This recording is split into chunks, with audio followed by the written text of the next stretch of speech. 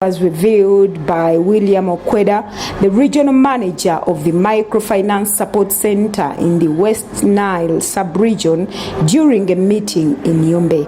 He said the people of Yumbe need to be sensitive. Yeah, you will realize that in 2016, Parliament amended the the Financial Institutions Act to include Islamic finance.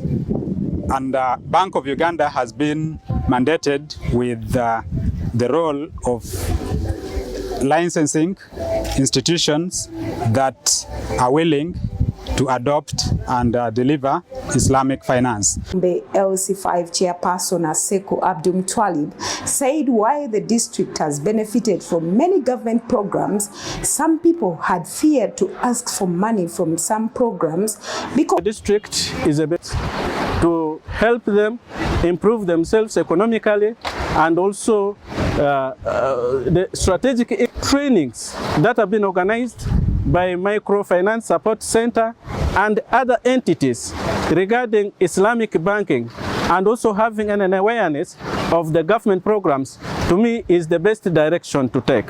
The assistant RDC in Yumbe, Kawol Rashid Abdallah, said many government programs had failed due to lack of monitoring. People are not so close to the community after giving them.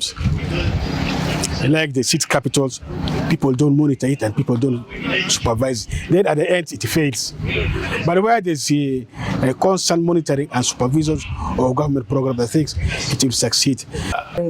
Ronald Waiswa, the zone manager in Arua district, noted that they have now formed 64 circles to benefit from government programs. He said these circles can be joined by people of any religion. Implementing agents on behalf of government for the Emyoga program, and in Yumbe here we have worked with the district task force to form, to sensitize, and also to ensure that the Emyoga circles are funded.